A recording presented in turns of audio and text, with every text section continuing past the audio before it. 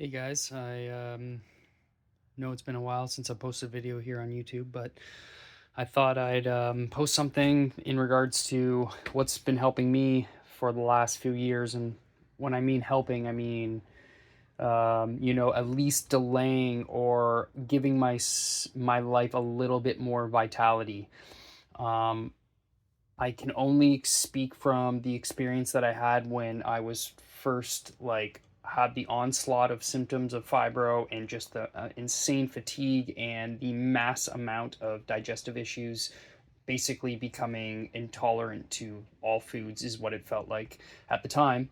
And at that time, I wasn't really cooking, or I didn't really know how to cook per se. I mean, I used to be a bodybuilder and I used to cook simple things, but um, I couldn't eat out. I couldn't do anything. Like, there was just so many things that I became sensitive to, and it just became extremely hard. And of course, I know that you've probably been in, you've definitely been in the position where you're like, I just need to find something.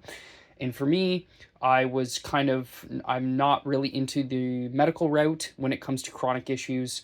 I do understand, though, that, when you're in so much pain, sometimes you just got to figure out ways to get out of it. And amen to that. I know that's a huge thing. And I'll be honest with you, I take CBD when it's really bad, and then I smoke a little bit of marijuana at night. Just a couple puffs, nothing really crazy. I've kind of gone on and off it just because I'm not really sure it's fully beneficial, but nonetheless, there are some things that I use in that respect. But I try to get outside. I go into nature. I've moved closer to nature. I go into the forest pretty much every single day because it's a place where my stress levels can come right down. And if you have fibro and you work and you're doing jobs that don't really accommodate your body and don't really accommodate your how you feel, it can be very hard traversing that. And it is very hard for me to traverse that, especially when you're just trying to get by, make a living. But anyways, without going too far off track with that, I just wanted to show you guys kind of the last, I would say, like 5, 6 years, maybe five. I'm not 100% when I first had to make a change. And I started doing the GAPS diet. This diet, you can look it up. It's called the GAPS diet. I did that for 6 months. It was extremely challenging because I had never done anything like that before, and I was cooking everything all myself. Not only that, I was still falling prey to the many sensitivities that I had. So it never did not help at all. Anyhow, so now with cooking and doing things, I have a lot less stress when it comes to cooking. By no means do I have no stress. Sometimes I just do not want to do these things anymore because my fatigue is so high and I'm just toast. Thankfully, my mental space changes, and I get inspiration, or I get a day off, and I take stuff out and I do them. But anyways, I just wanted to kind of show you what I'm doing right now. I'm currently making meat stock, bone broth sort of thing. For a long time, I was only doing something called meat stock, which means I cooked it for less time.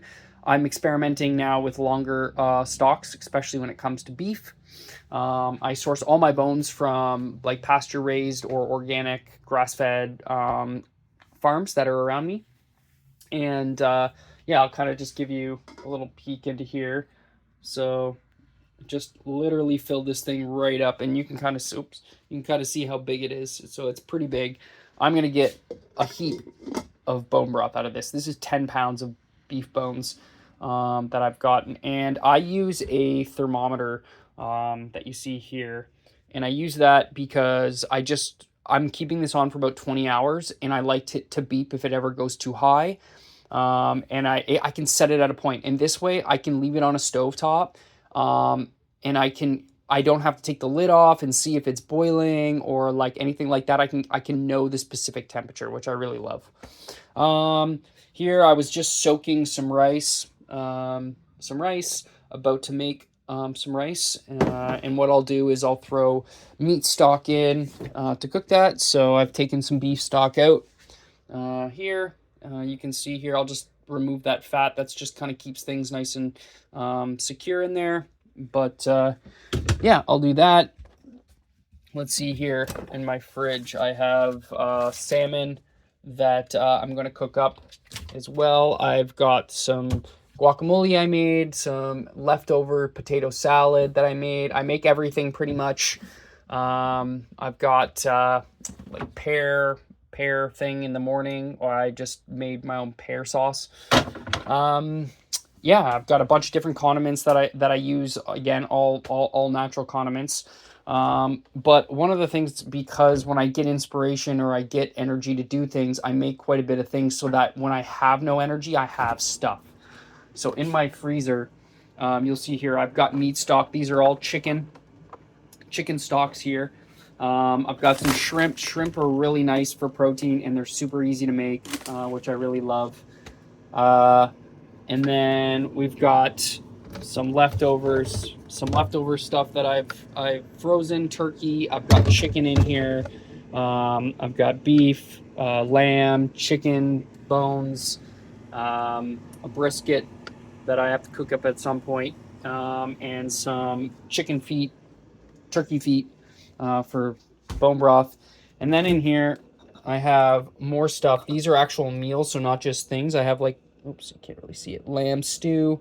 I've got 2 lamb stews in here. Um, I've got a bunch of more chicken stock. I've got some lamb things that I made, and then I've got down here. I've got chili and shepherd's pie, and these are already fully cooked.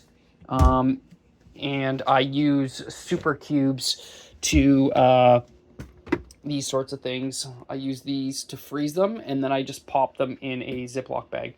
And then I literally just take it out like the morning before, or like the night before, and I'll let it sit in the freezer, or sorry, the fridge, and let it kind of de-thaw a little bit. I really love to do that. But yeah, that's kind of it for that. Of course, I have a ton of different things that I use, salts. I mean, yeah, it's a bit chaotic, to be quite honest with you, and it's been really challenging. I would say, looking back, it's been rewarding because it's giving me a little bit of control. But I will be honest with you that I'm not like a nutritionist, so there's still issues that I'm having, digestive issues and whatnot. But if you were like I am, just night and day different compared to what I was when I was first starting out and trying to get going on all this, and it was extremely challenging, and I felt like absolute dog crap, and I wanted to cry and die, and I had to do it myself, all myself, no one to help, and I had to work, and I had to make enough money. And I just remember like all the time just like wanting to cry, being just no energy, and I just had no choice. I just had to do it. And I actually was getting deathly sick. Like, I was getting worse, actually. And then eventually, things got worse. This was around COVID. And I was like around 100 pounds. And I thought I was going to die. I was still pushing myself really hard, but it was not good. In any stretch of the means. And my aunt, which I was living with at the time, she kind of was mentioning it, and I was kind of blind to it a little bit, but then I realized I had a bit of an eating disorder, which came from the fact that I was intolerant to so many foods that I was afraid to eat because of how it would make me feel. It turned me, turned me into a zombie. I wouldn't be able to speak. I wouldn't be able to think. My body would ache. And it was just so frustrating, But limiting certain foods, getting on the GAPS diet, it helped, but my energy was severely compromised. My joints felt better because I was doing a ton of broth. And now I stick with broth. Like, I go through liters of broth a week, not nearly as much as I used to, and I'm included way more carbohydrates, which have really helped me. And I also want to say that I have put on, I was 100 last year around this time. I was about 100 pounds or so, 105 pounds, more or less. I would like fluctuate like 105 to like 109. And right now, I last weighed myself a couple days ago, and I'm like 125, and I have like some fat on me, and whatnot. So yeah, I'm really happy about that. But I just kind of wanted to show this because I know so many people out there, you guys suffering, and I know it's not easy to cook, and I know it's not easy to learn, and I'm kind of grateful that I have a bit of a background in just health and fitness. So I kind of look to food to help me rather than prescriptions and stuff. And by no means am I saying that that's not the route that I took, but I think from a lifestyle perspective, anyone with fibromyalgia really knows that you're no longer the same person, and you literally need to change.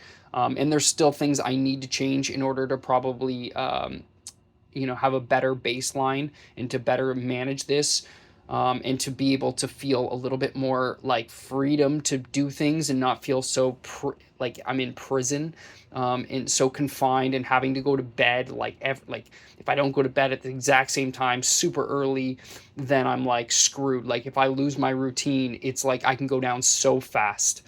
um, I'm sure you guys can understand that as well. And then you just have to deal with the massive flare ups or getting really sick.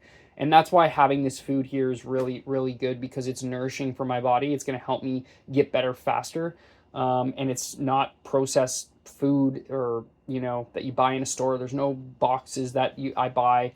There are a few things that I eat. I eat rice cakes. I buy chips sometimes. But like, again, super clean chips that I can get my hands on, and or avoid of seed oils and stuff like that. So I know it's a lot, but I just felt like sharing. By no means is my journey perfect or anything like that, but maybe it'll inspire somebody to say, hey, let me take a look here. Or if you have a question, recipe books. I mean, it's challenging, but at the end of the day, you've got the rest of your life to live. Hopefully, I pray that we keep going on this journey and that we keep trying to look for solutions that are more natural and don't have terrible side effects, have positive side effects.